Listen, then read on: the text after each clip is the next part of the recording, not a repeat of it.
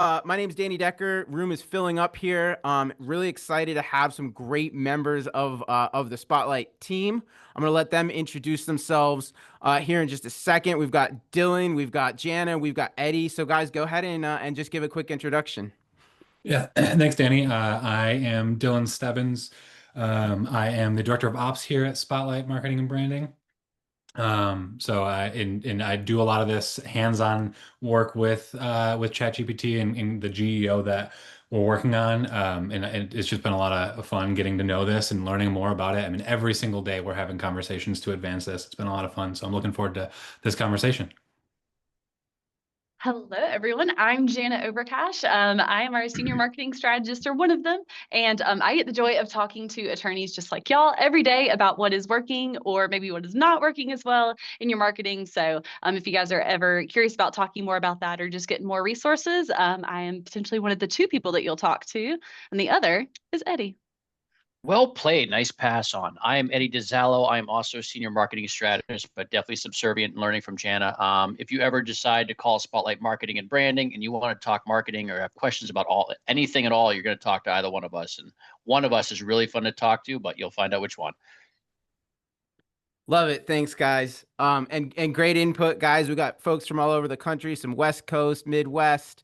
I love steak instead of turkey. I am 100% on that train. We're actually like debating this right now. We're hosting Thanksgiving for my family this year.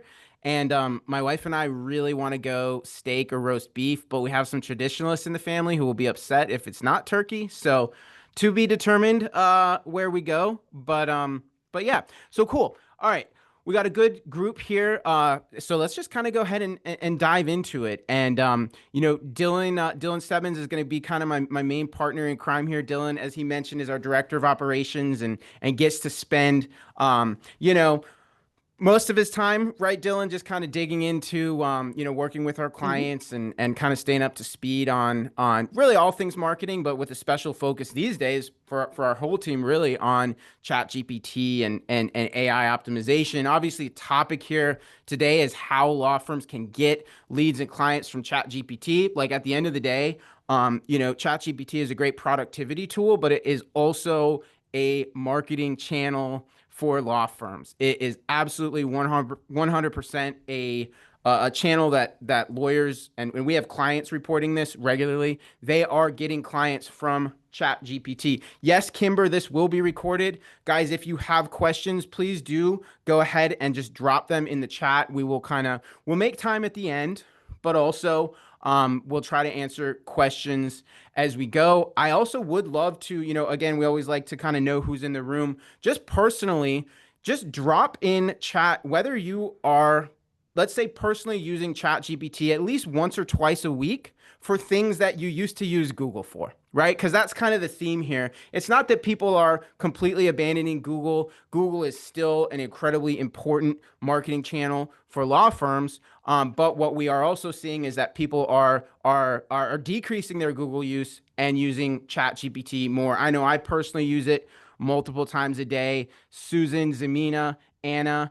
Sounds like a good percentage of you guys use it consistently. And that number is just going to grow, right? So in terms of agenda today, if you've been to these webinars before, which I know some of you have, some of you haven't, we are really big on practical information. I want you to walk away not just having learned something, but with something that you can apply, put into practice in your business, in your law firm, make a measurable difference kind of right away. So we're going to talk for a couple of minutes just about the big picture opportunity that Chat GPT presents for law firms. We're going to get into the weeds of how potential clients are actually using Chat GPT to find a lawyer. We're going to answer what I would call the literal $1 million question, which is how does ChatGPT decide to make its recommendations? How does it answer questions?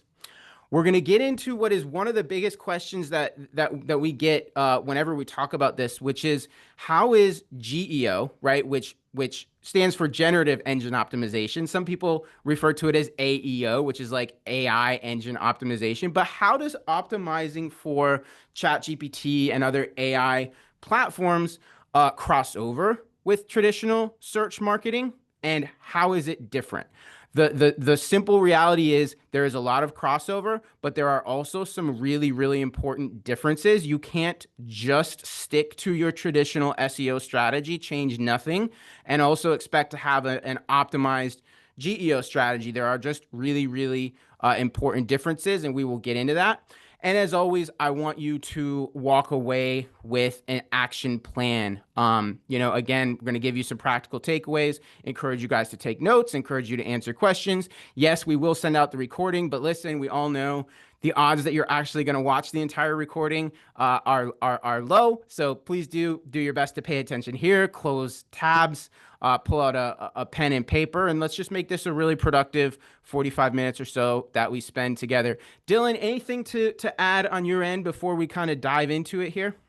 Yeah, I mean, honestly, just that, like, this is all something that we all are all learning about. We've done a couple of these and talked about this over the last several months. And I mean, each time we're learning and we're adding to it. And that's been a fun thing for us because as you'll see throughout this conversation, this is changing the way that law firms are going to be marketing themselves forever. It has already changed the way we market for our clients. And we're being as proactive as we can with this in our execution. And I'm excited for you guys to kind of learn a little bit more about some of the things we're doing and some of the things you can do even on your own. Yeah, love it, Dylan. And I'm actually really glad you said that because, I do want to, just be completely transparent here. We are spending a lot of time learning about ChatGPT optimization and AI marketing. But like this is a little bit of a Wild West situation, right? This field is evolving quickly. There are, we've done this webinar 3 or 4 times now, and in between each time, there are significant changes. It is moving quickly. And so, we are here. We spend a ton of time on this, but listen, everything we tell you today, it's entirely possible some things will change over the next couple of weeks. So, don't take anything as gospel. And here's what I would really tell you. Anybody at this stage who is selling you a guaranteed AI visibility strategy or anything like that, like that's just not real, right? There are definite strategies, but there just are no guarantees. Nobody can guarantee anything at this stage. So I just encourage you to like stay curious, stay connected to this stuff, and we are doing the same, and we'll continue to kind of keep you guys in the loop as this evolves. So. All right, kind of central premise here. ChatGPT represents a generational opportunity for law firms. I think that if we look back over the last 30 years and the evolutions in digital marketing and legal marketing in particular, this is a top 4 moment, right? And right up there with the literal invention of the internet, the invention of the search engine, the invention of social media, and I would argue now the invention of AI platforms like ChatGPT. It is that foundational. The data is crazy. I'm not going to spend too much time here because I don't think I need to persuade most of you of this, but I will let you know ChatGPT has now crossed the 2 billion queries per day threshold. It took them just about 2 years to get there. It took Google over 10 years to get there. And Google is the typical case study of a really fast adopted technology, okay? And ChatGPT is growing 5 times faster. We've honestly never seen a technology adopted this quickly. It is a really, really big deal. Also, conservatively, 10% or so of what used to be traditional search traffic is now transitioning to AI traffic, whether that is ChatGPT, whether that is Perplexity, Grok, Gemini. Traditional search traffic is absolutely transitioning to AI platforms. And we're going to dive into what that looks like. But I just want you guys to know the numbers are very significant here. I am also curious. In fact, if you guys don't mind dropping in the chat, just give me a thumbs up or type yes if you are actively getting client inquiries or maybe even actually signing clients that find you through ChatGPT. Again, many of our clients are reporting this. We have gotten clients that have found our agency through ChatGPT. And we're also in website analytics kind of all day, every day, and we see a lot of traffic going to our client websites through ChatGPT and other sources like that. So looks like we've kind of got a mixed bag Yeah. here. Several yeses, a few nos. Eric got a client last month through through AI. Awesome. Um, Great, cool. Yeah. So I mean, I really again probably don't need to persuade most of you guys. This is just happening. So let's dive into what this actually looks like. There are two basic use cases, two ways in which potential clients are using ChatGPT. I'm gonna get real specific here. I realize this screenshot might be a tiny bit small. There's gonna be a few screenshots that might be a little bit small, but I just want you to be able to kind of see the full context, and I'll tell you what matters here. All right. So use case number one is asking a question, right? Doing some research. Maybe a version of this is asking ChatGPT for a recipe. I made beef stroganoff 2 days ago. I asked ChatGPT for that recipe. So example here, how do I get started with an estate plan in North Carolina? All right, this is not asking for a law firm recommendation yet. We're not there. It's just asking, how do I get started with an estate plan? And ChatGPT spits out a nicely formatted answer, right? Number one, take stock of your assets and goals. And we've got a bunch of bullet points. And then number two, understand key documents. Three, consider probate. Four, choose your executors, right? And so it gives a helpful, nicely formatted answer. This is probably how most of you guys use ChatGPT most of the time. This is how I use ChatGPT most of the time. It's interesting. But you know, even if your site is pulled from in delivering this answer, it's not necessarily going to directly help you. Now, it will if they cite your website and put a link out. But for the most part, this is more, think of it as you are contributing to educating potential clients about how your area of law works. That's kind of cool. That's not going to change a whole bunch for your business bottom line, right? Two, and this is what really matters, is when they're specifically actively looking for a recommendation, right? Asking ChatGPT for a recommendation. Here's what that can look like. I own a business in Sacramento. I need help with estate planning. Can you recommend an estate planning law firm? And now ChatGPT spits out its answer, right? And I chose this because we do have a client in this area, and it is cool to see that these strategies work, and he is cited, right? So you see a number of law firms, a list of 5 in this case. It includes contact information, link to their website. And again, I'll read this to you because I know it's a little bit small, but you know, first response here is a client of ours, Law Office of Tyler Dahl. His focus is estate planning, business succession, tax strategy, and asset protection. This is what I really love about ChatGPT. It now goes further. Why it's a fit. Tyler specializes in helping business owners create integrated estate and business plans. His firm is known for organized process, modern technology, and deep understanding of how your company, your family, and your estate intersect. And then it gives his address as well as a link to his website, right?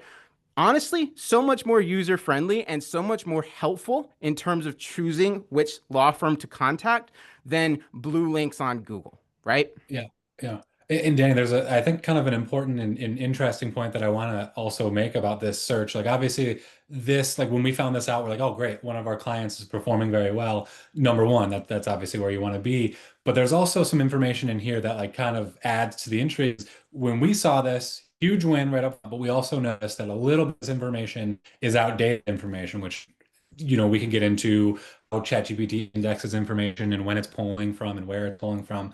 But this was something we'll get into later is name, address, and phone number. Is we realized, hey, somewhere along the line, ChatGPT pulled the wrong information and gave us the wrong name, but still pointed us in the right direction. So still a positive result. So if you're, you know, say Branch Family Law in San Antonio, Texas, if you're showing up number one on ChatGPT and it's calling you, you know, Branch Law Firm instead of Branch Family Law, don't take that as a loss, but take it as like a, hey, we're winning. But we do need to do a sweep and make sure that our name, address, and phone number, which we'll get into later, is accurate. But this was kind of a good learning opportunity for us because it's still a big win. Love it. Awesome. Yeah, thanks, Dylan, for sharing. Another example, just to kind of give you guys some more context on this. So all right, so I'm actually going to back up because I want you to see this. This is kind of an important point, right? So the question here was, I own a business in Sacramento, need help with estate planning. Okay.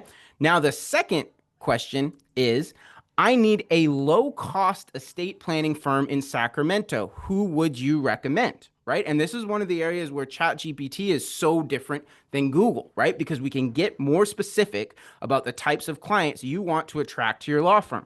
The last example, sorry, as I knock my microphone over. The last example was specific to estate planning for business owners, okay?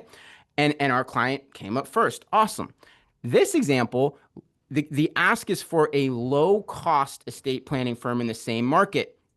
Completely different set of results. This is honestly a game changer, right? Our client does not want to show up for low-cost estate planning firms. There's nothing wrong with being a low-cost estate planning firm, but that's not his clientele, okay? And this is an area where ChatGPT gives you a huge advantage over Google because you have the opportunity to be much more specific and clear about what an ideal client looks like for your law firm. Question for the room. Who here prefers to work with a more affluent client base versus who here, your ideal client, it truly doesn't really matter where they are economically? Just curious. If you don't mind sharing, that would be great to kind of have that information and just kind of understand who's in the room. Again, there's not a right or a wrong, but what I want you to understand is that if you are picky about the types of clients that you want to accept for your law firm, which, let's be honest, most law firms are, ChatGPT and AI search platforms are a huge, huge opportunity. And this is a good example as to why. And I see many of you, pretty much all of you, and thank you for chiming in on this, prefer that, okay? And it makes sense, right? It's easier to build a profitable business and a business that delivers high caliber results when you attract clients who are willing to pay for results, okay? So one more example to kind of hammer this point home. So I live in Oakville, Canada. I'm thinking about getting divorced. I own a business, have pretty high net worth. I'd like to work with an attorney who specializes in high net worth divorce. Can you recommend somebody? And it does recommend one of our clients, Anna Marie Musson. You'll also see it really does a nice job of selling her, right? It gives some bullet points around her specialty, who she stands for, and it gives a pretty strong recommendation that this is the law firm, right? There's not a list. It's like, this is the law firm you need to choose in this market. But then you go to the same market and you say, I'm in Oakville, Canada. I need to find a divorce attorney. I'm looking for someone who is very cheap. Who would you recommend? And it throws three options out there, different list. Our client is not one of them because this is not the type of client that our client wants to attract. Okay. I realize this maybe seems simple, but I want you to understand, like, Google doesn't really give you this ability. And for those of you who are picky about what a good client looks like, this is a game-changing kind of opportunity. So first big takeaway here. This is definitely one you want to write down. Okay. This is one of the most important takeaways we're going to have for you. Make sure that your website content identifies who your ideal clients are and that it is written for them, that it speaks to them. I'll break down some examples in a little bit here, but the reason why the three examples that I shared where we have three clients who are showing up for the right types of queries and not for the other ones is because there is a content strategy in place to make it clear who are the right clients for their law firm. So huge takeaway. I encourage you guys, hop on your website homepage after we're done. Don't go there yet, right? And spend a few minutes on your website homepage and let's be sure that it is built to attract the right types of clients for your law firm. Dylan, anything you want to add there before I keep going? No, I'm honestly kind of biting my tongue because there's a piece of this with the schema part that we'll get to later, and I don't want to get ahead of ourselves again. Love it. When we get to that, I do want to talk about this. Love it. All right. So you guys have a sense of how people use ChatGPT, right? And we've got sort of the two main use cases. One is just asking questions, and then two is asking for specific recommendations. So now let's kind of get into how does ChatGPT, and by the way, when I talk about ChatGPT, Grok, Gemini, Perplexity, I'm talking about AI search platforms, right? They have a lot in common. Sure, there are some nuanced differences, but everything we're sharing here really applies to all of them. It's just that ChatGPT is kind of the leader in this. We use ChatGPT a lot. But here's what you got to understand. At the end of the day, all of these AI platforms or LLMs are really nothing more than next word predictors. Okay? What that means is they are built to figure out what is the best word to respond with, and then what is the next word that makes sense. Okay, so let's play a little game here, and this is a little bit of a simplification, but I want each of you guys to fill in the blank. All right, the dog runs fast, fast. Let's get a few more answers. Fast. You don't all have to say fast. If you thought of something else, say something else. There is no right or wrong answer. Freely away. I like it. Okay, perfect. You guys made the point perfectly. Okay, the dog runs fast. Each one of us just acted as a next word predictor. Okay, and what's fascinating is there was certainly a consensus. Most people said fast, but not everybody said fast. That is exactly how ChatGPT works. Let's do it again. The soup is...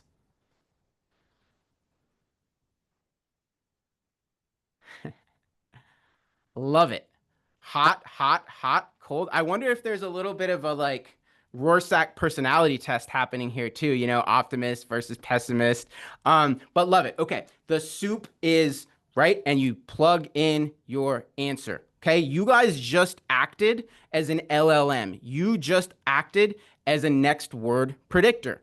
One more example. You don't have to plug in your answer here, but now this is getting a little more relevant. The best law firm in Miami is blank. Okay.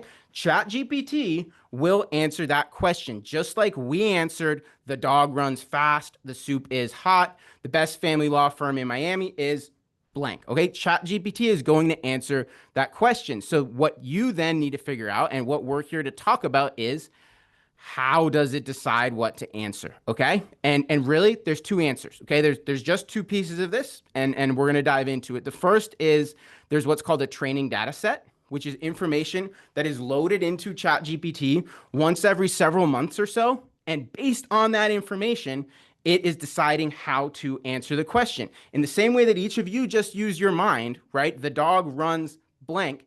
You guys have seen sentences like this hundreds and hundreds and hundreds of times. And so you threw out an answer. Okay. That's what ChatGPT is doing. And now here's what's fascinating. There is an element of randomness intentionally built in.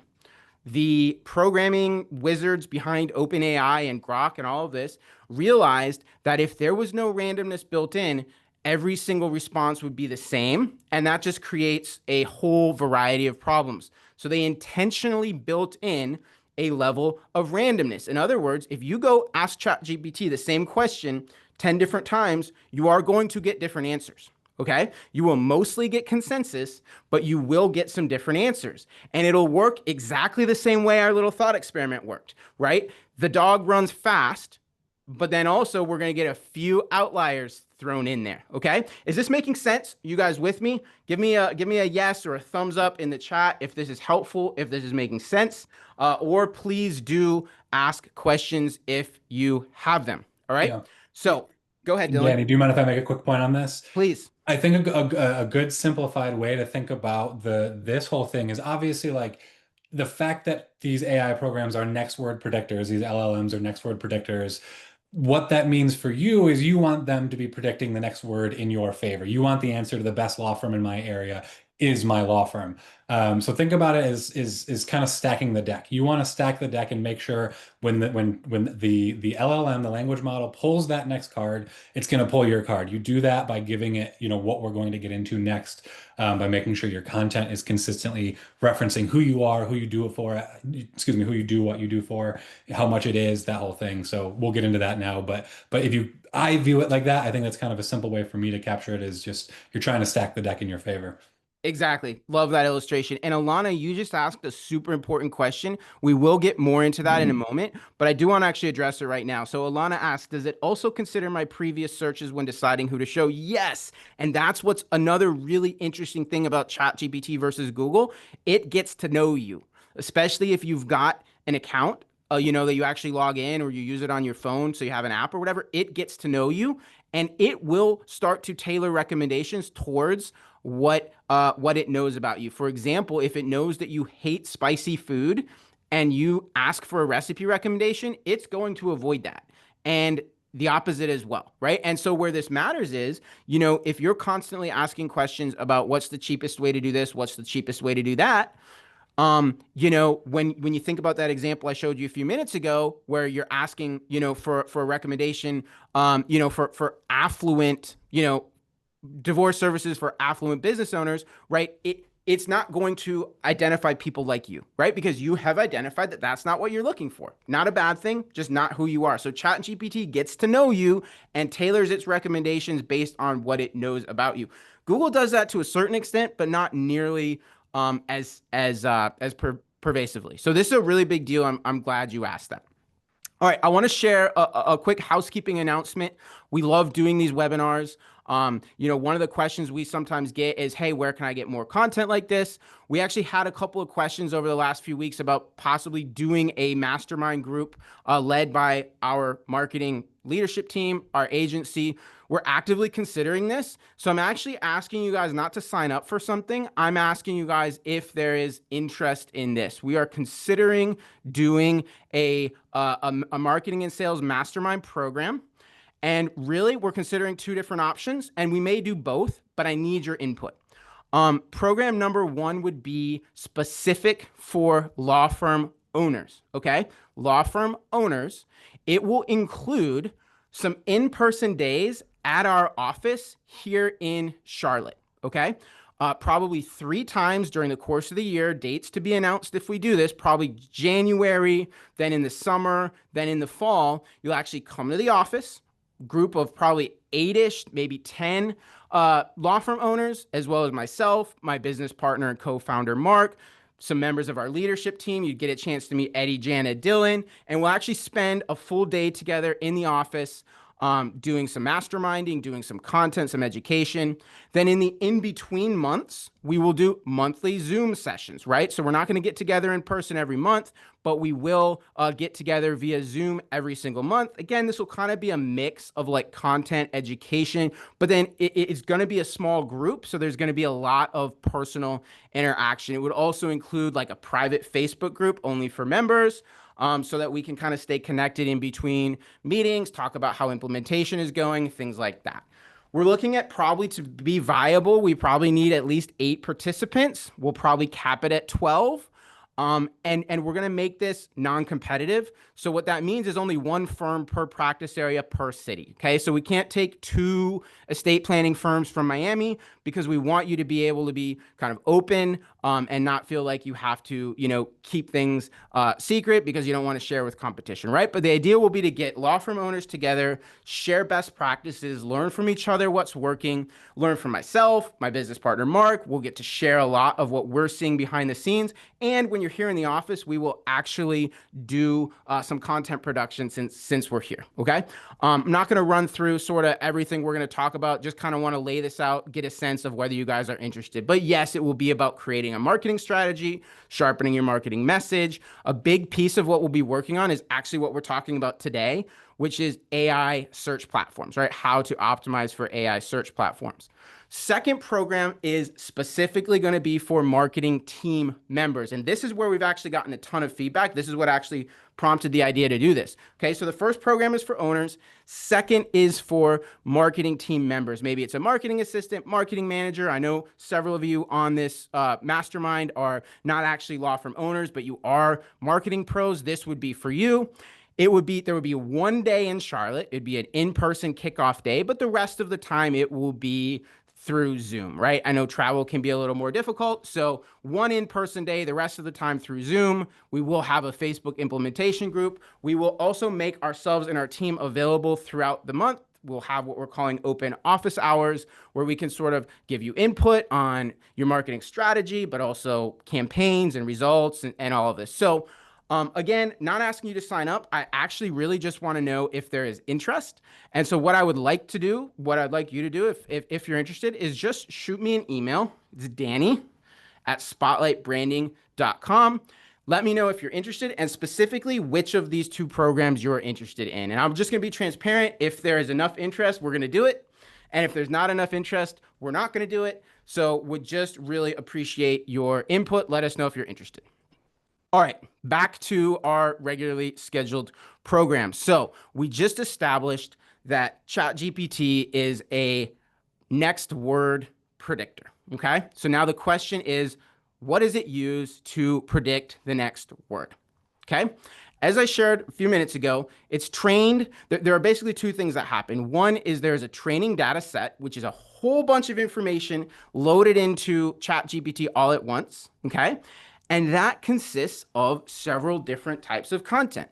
Websites, right? Big, think, government sites, media sites like CNN, but it also includes, like, call them smaller websites, right? Your law firm website is, in all likelihood, part of the ChatGPT training data set. So is our website, right?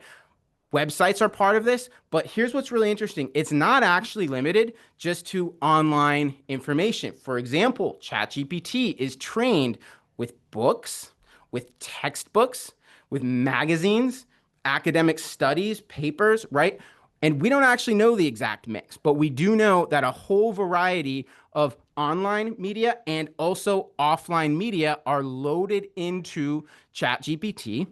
And that is how it formulates its answers. Just like the way you guys answered the question, the dog runs blank, is with all the information that's ever been loaded into your brain, right? All the information you've ever absorbed, but you chose what you thought was the obvious answer. ChatGPT works the same way. Also pulls, and this is actually a big one, from online forums like Reddit, like Quora, and others. And it also specifically pulls from blog content on your website and from video content.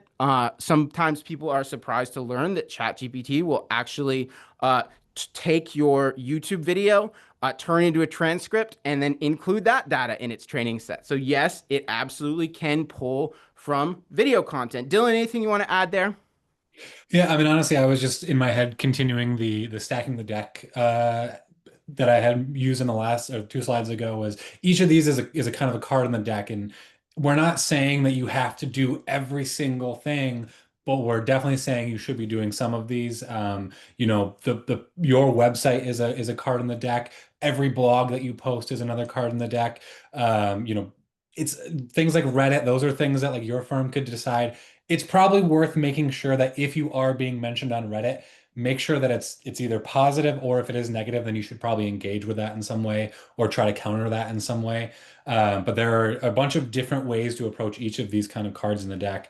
And obviously, like, the more you do, the higher your odds. Yeah, perfect. All right, so that's sort of source number one is training data, okay? And this is typically updated, as far as we understand, about every 6 months or so when it comes to ChatGPT. All right, so it's like it gets a whole ton of data all at once, and then no new data for, several months. Okay. And in the original days of ChatGPT, that was all it did. It was based only on that data, which is why, like, it just didn't know anything that had happened in the last few months. So you could ask ChatGPT who won the presidential election. It's literally not going to know the answer because it was trained on data that and content that all existed before that point, right? So then a big step forward for AI platforms was when they developed the ability to also crawl the live internet. So now just about every AI platform, when it thinks it's necessary, is also going to crawl the live internet. So you may ask a question, let's just say, and this is just, I'm making this up off the top of my head, but let's say you ask about, Italian history in the 1700s. It's honestly probably not going to crawl the live internet for that one because it knows it's got all the information it needs in its data set, right? But if you ask something more timely, like what's going on with the economy today or things like that, it is going to crawl the live internet. So I want you to understand that it is pulling from the live internet. It is also pulling from training data sets. Guys, give me a thumbs up.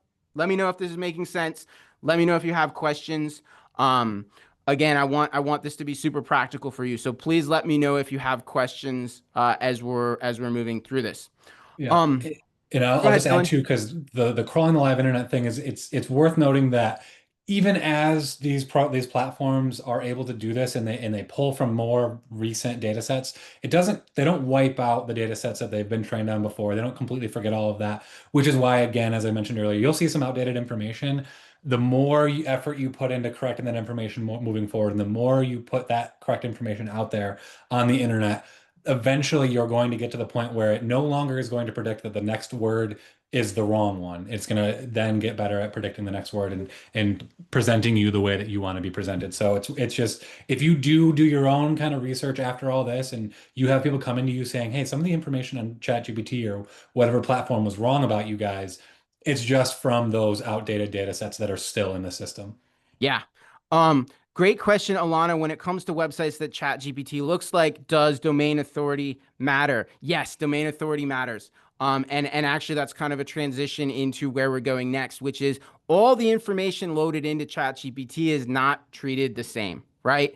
They are well aware of the fact that if this information can be manipulated, it will be. Also, there's a lot of information out there on the internet that is simply wrong. Okay, so probably the most important part of how ChatGPT does what it does is the trust signals that it uses to determine what type of content is most valuable. So here are several items that are absolutely key trust signals, and this is where we're getting real practical. You could screenshot this slide when I'm finished with it, and you will have some really important low-hanging fruit to improve your website credibility and therefore how likely it is that ChatGPT is recommending your law firm. The first is, and Dylan kind of teased this, accurate, consistent contact information across all your digital listings, right? We refer to it as the NAP, the name of your law firm, your address, your phone number. You don't want that to be inconsistent. If you have multiple locations, that's fine, but the contact information for each one of those locations need to be consistent, right? And where this actually shows up, believe it or not, is, sometimes the legal name of your business, includes PLLC, but then on Facebook, you don't include that, right? Or on Twitter, maybe you don't include that. It's really important that you are consistently listing your business, your name, your address, your phone number across all directories, social media sites, directories, your Google My Business profile needs to be consistent. Okay. Otherwise, you're confusing ChatGPT. It doesn't know who to recommend. It may throw out the wrong contact information, or it might just not include your business at all. Okay. Simple, but big deal. All right. Second bucket, and this is really a big one, okay? You have the opportunity to dramatically influence ChatGPT recommendations based on content you publish on your website. We are strongly advocating that every law firm website should be loaded with FAQ style content, frequently asked questions. Okay. You can do this through blogs. You can do this through video. You can do this on social media. I'll respond to a couple quick questions.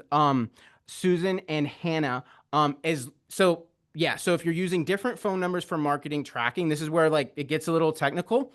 Most of the tracking phone numbers use what's called dynamic replacement. So, tracking numbers can be replaced on your website without altering the source code, and that's totally fine. That's not going to confuse ChatGPT. To my understanding, CallRail and the other major tracking softwares have solved this. It's not an issue. Okay. But you wouldn't want to manually use a different number on Facebook than you do on your website, because that probably would create some confusion. Okay.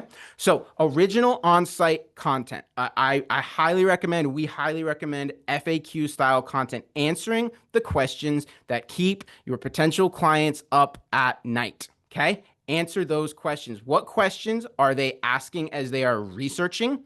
What questions are they asking when they sit down for their initial consultation, right? Make a list of the questions you get all the time, and you should have content on your website addressing those questions. A few best practices.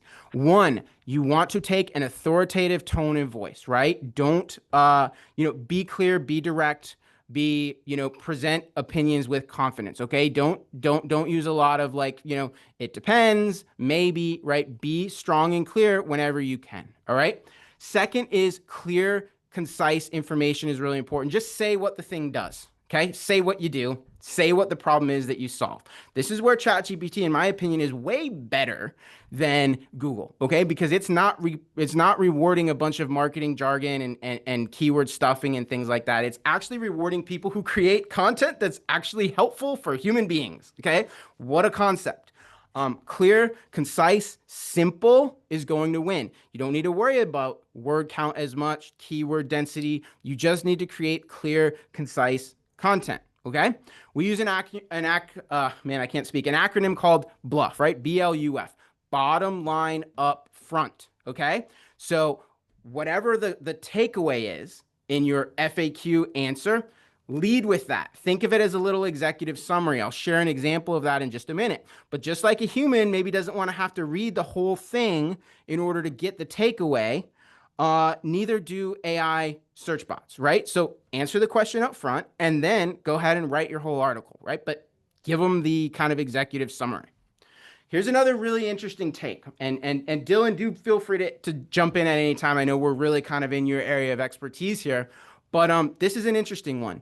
Unique points of view are rewarded, okay? And here's how you got to think about this, right? Imagine this training data set with thousands and thousands and thousands of pages of content all answering the same question. If you want to get cited and you are the same as the other 10,000 pieces of content all saying the same thing, odds of being cited are less, right? So if you can bring a unique point of view, right, say something different, you have now increased your chances of getting cited, right? Because you now are bringing a different voice to the table. There is a little bit of a balancing act here, because if everything you say is totally out of line with consensus, well, then, ChatGPT may just rule you out altogether, because like, if everything you say is out of consensus with everybody else, are you really credible, right? And there's a risk of them just not including you. So unique points of view are rewarded, which is I find fascinating. We'll give you a few examples of what that looks like, okay? And in fact, the next one is, I think, the most important, which is this idea of actually talk about how much it costs for your legal services. I know this is something that a lot of attorneys shy away from, but one of the number one questions that potential clients have is, how much is this going to cost? How much will it cost to get divorced? How much does it cost to create an estate plan? How much does it cost to file a patent, right? How much do these things cost? These are absolutely questions your potential clients are asking. Most law firm websites don't answer these questions. You answer these questions, you are now making yourself uniquely valuable, and you're bringing new information to the table. Now, I hear the objections. You don't know how much it's going to cost. There are variables, right? There are mitigating factors. So that's fine. Just give a range and explain it, right? You can say something like, hey, a simple divorce in North Carolina may cost you $5,000 if you're young and you don't have any assets and you don't have any kids, right? Or if you do have significant assets, if it is contentious, it could cost as much as $30,000, right? So you give a range, and then you explain what are the mitigating factors that sort of create a final price. Yeah, and obviously, like as Danny mentioned, like this is always a tough subject. I think when people are often coming to a law firm from a place of vulnerability. They don't want to talk about money right now because there's so much going on in their world. But as Danny said, the more specific you can be, but also, the mitigating factors, ChatGPT will also provide that information sometimes. I know in some states there are certain limitations where the lawyer fee has to be a very specific percentage. You can still openly state that. We've talked to clients before who have said they don't even want to talk about that. They'd rather have the person in the room with them before they have that conversation. But you can rest assured, like when you share, hey, our lawyer fees are prescribed by the law to be 3% in these cases. ChatGPT will sometimes then say, Spotlight Law Firm is limited to, their attorney fees are 3% because the state law says that. So you don't have to worry about that so much because it's not going to punish you because everyone is going to be held to that same constraint. Yeah, love it. Awesome.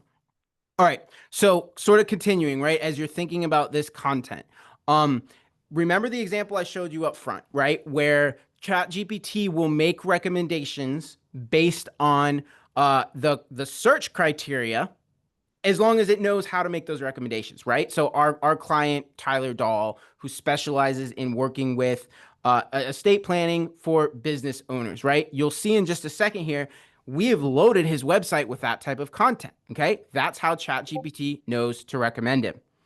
Another data point here is that for whatever reason, right? And it's probably not hard to figure out why. In most cases, fresh content is actually rewarded and cited more often. This is according to recent data that I looked at in just the last week.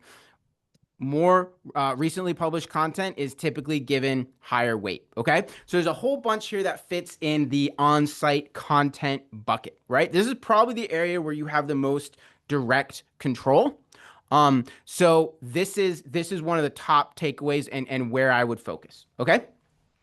Next huge piece of this is positive reviews. All right. What are your clients saying about you? Right. This all goes into the data set, and ChatGPT is going to give weight to and is going to recommend firms that have other people saying good things about it. Right. Wonderful that your website says good things. Wonderful that we've got all this fresh content, but are there other people saying good things about your law firm? Okay. Reviews are a big part of that. So our third party links, right? Citations, industry awards, right? Super Lawyer, Rising Star, Law Firm 500, right? All of these types of things that increase credibility. Susan, yes, ChatGPT does crawl Avo. Most of the LLMs do crawl Avo. That's a great place for your reviews. Okay, and then also, ChatGPT is going to look at some of the more technical website items. Domain authority is one of them. And then simple things like, hey, does your website have an SSL certificate? Is the data structured properly? There are plugins like Schema, which make your website content easily readable and digestible by AI. Things like that. Okay, site load time, just kind of the basics, right? These are trust signals that help ChatGPT know which content to prioritize. All right, thumbs up if this is still making sense, guys. You still with me? Is this still helpful? Keep asking the questions. Susan, I just addressed yours. If there are other questions, keep asking them as we go. Yeah. And I am going to share a couple examples here. Dylan, did you want to share something? Yeah, I was just going to note on the schema markup part because that's something that like that's a phrase most people haven't heard. That's a phrase that people are like, what is that? Um, when these LLMs are crawling the internet, they're not just looking at what's flat on the page on your website. They're also looking at some of the back end stuff. So, and that's what schema markup is. It's basically just a back end code. It can get really complicated, but it can also be very simple. And instead of a block of text that says hey, we are Stebbins Law Firm in Matthews, North Carolina, and we help families with estate planning and probate. It is essentially a code that is a checkbox form that says name Stebbins Law Firm, location Matthews, New York, and it gives the language model a more direct list of what it is looking at, rather than them having to make an educated guess based on a block of text. Yeah, and Alana, that's a great question. For badges, do they need to have links? I actually don't know the answer to that off the top of my head. Dylan, do you know the answer to that off the top of your head? Yeah, I would imagine honestly that it would never hurt to have links. I would say that like you should default to using the links because at the end of the day, as we alluded to earlier, it's going to look for trust signals, and if you're linking to these reputable places that have given you awards or some type of recognition, that is going to be a trust signal that helps you in the positive. So I would say yes, it's enough to display them. I would also say like mention them. If there's an about page, you can say, have an awards and recognitions list with bullet points, especially because bullet points are great for these language models. Mention it there as well. But if you're not mentioning it anywhere, I would recommend yes, definitely link it because Yeah. that's another trust signal. All right, so just a couple examples here, guys. This is Tyler Dahl. This is the Dahl Law Group, the example we shared kind of at the beginning.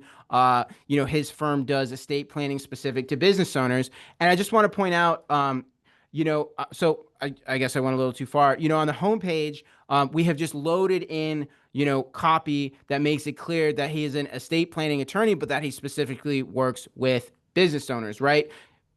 You've put blood, sweat, and tears into your family and your business. We've got this free download, the Business Owner's Guide to Death and Taxes, right? A headline, we're not just a law firm, we're the trusted advisor for your business and your family, right? And there's a lot of content loaded throughout this website that just makes it clear that these are the types of clients that his firm works with. And that's why he's doing so well on ChatGPT. And then an example of the blog content, right? Sort of the example we gave of FAQ style content.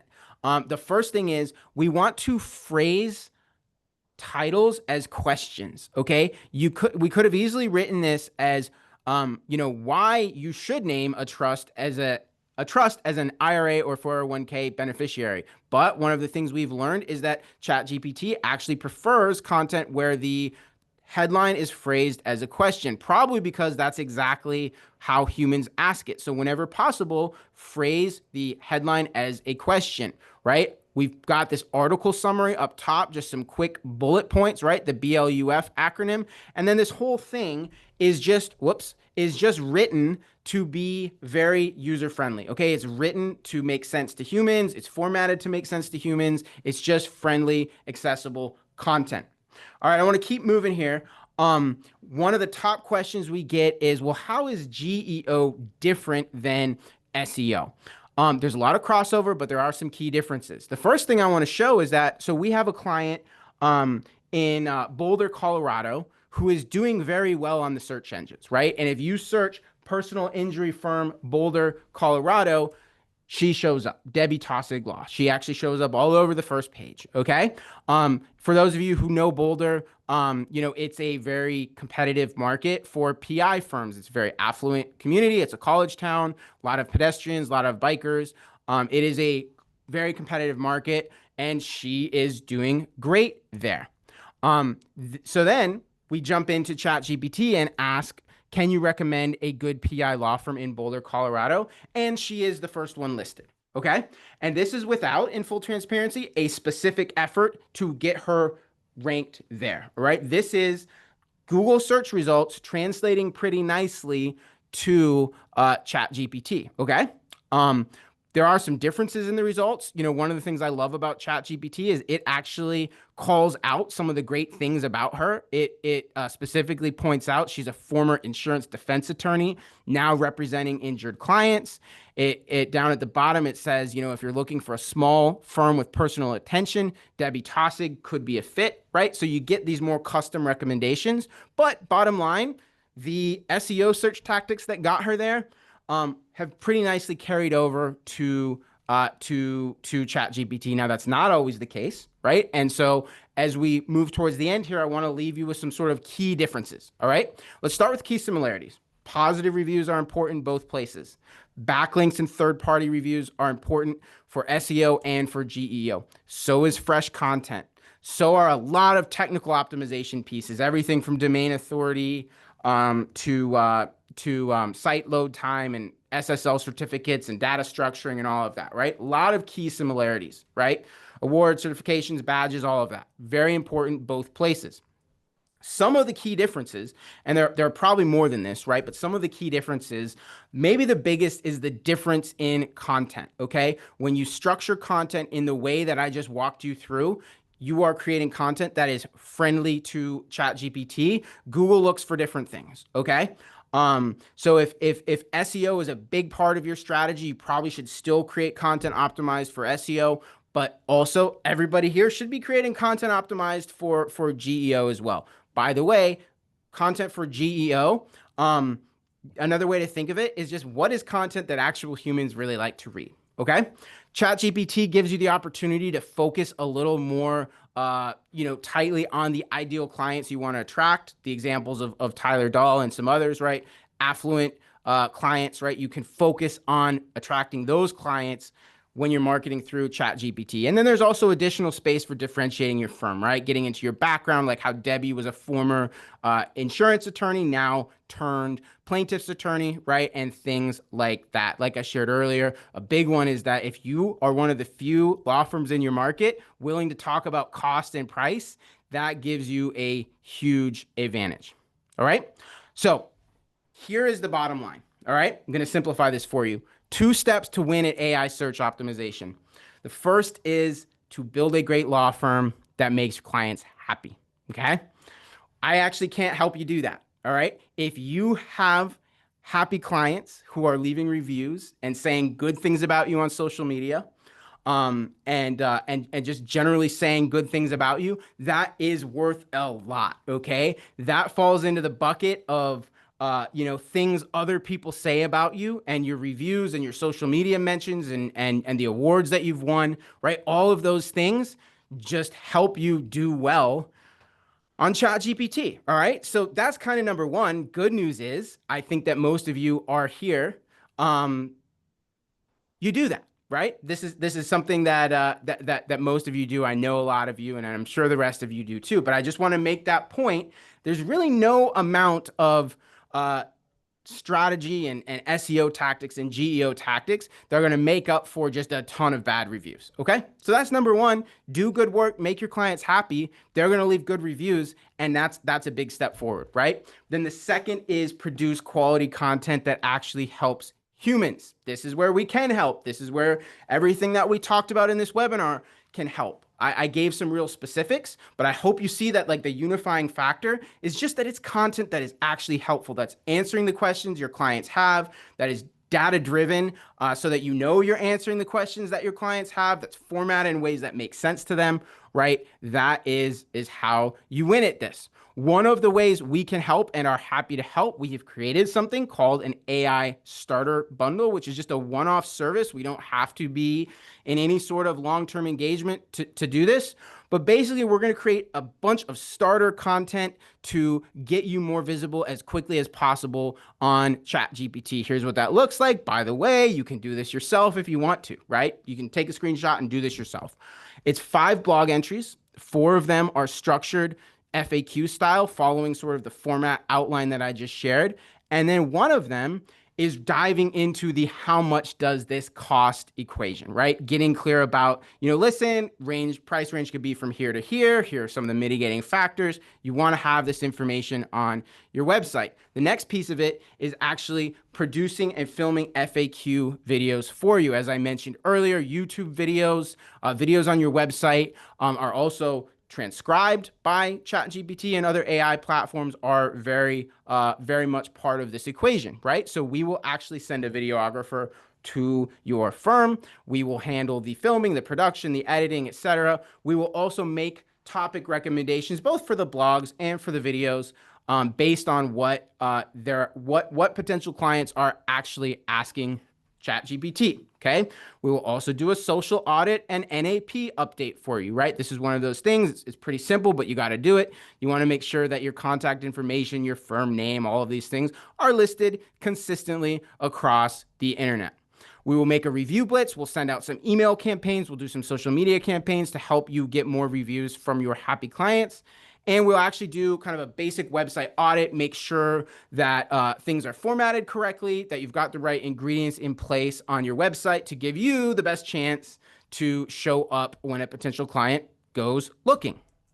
All right. This is a one-time thing we do for a flat $32.50. Also, if you are interested in kind of our ongoing monthly programs, there are actually some discounts available. If there's something you're interested in, you can book a call with our team. We're happy to tell you more, get to know your law firm, and kind of make some personalized recommendations. But listen, again, of course, we'd love to work with you. You can do a lot of this yourself. And so kind of with that, it is 2:00, but we have a couple of minutes here. I'm happy to hang around for a little bit. So are there any sort of final questions? Or Dylan, before I turn it over to the room, do you have anything you want to add here as we wrap up? I do have one thing that actually isn't really super related to this, but if you joined us today, we really appreciate it. When you leave or when we close the webinar, you'll get just a quick 4-question survey to let us know how we did. We really would love, any insight you guys have on how things went today and what you guys thought, because it helps us make these better in the future for sure. Yeah, we love doing this stuff. Like honestly, we're doing quite a lot of these webinars right now. It's really helpful for us to just know what you guys want to learn about.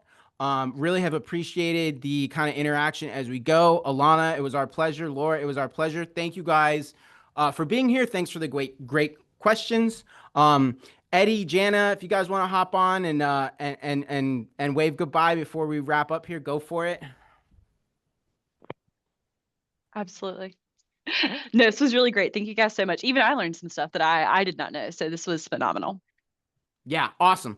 Guys, thanks for being here. Just a reminder, if you want us to put these mastermind programs together, shoot me an email. It's Danny@spotlightbranding.com. And please do, if you want to have a one-on-one call with Jana, with Eddie, to kind of dive deeper into what this could look like for your law firm, do it. We'd love to talk to you. Otherwise, just kind of stay tuned. We'll be doing this again in a few weeks. We will be sure to email out the recording to all of those who have been here.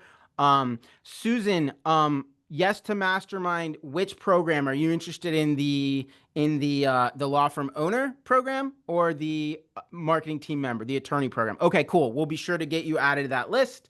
Feel free to shoot me an email, guys. Let us know if you have any further questions. And really, I think that's about it. Dylan, any final words on your part? I was actually in the process. Nora had asked in the Q&A section just about the struggle with getting happy clients to leave reviews on your Google profile and stuff like that. As Danny mentioned, as we talked about, it is extremely valuable. Those positive reviews are one of the highest trust signals you can use. So we do encourage, like, we don't have a perfect answer to that, like getting someone, you can't force anyone to do something, but we do recommend making it as easy as possible. Give them a direct link. Don't give them a link to your Google profile. You can actually get a link to leaving a review. Give them that direct link. So when they click the link, it's already ready to type. I wouldn't really encourage telling them what to say, but you can at least like remind them of the things that you did together, because then maybe they'll click that link and they'll be like, oh, we had a great mediation session and we've reached a conclusion and now my family happily moved forward. You could just make it as easy as possible is all I could recommend with that. Love it. And Paul, yes, we will email you the recording. Pal, we will email you the recording as well.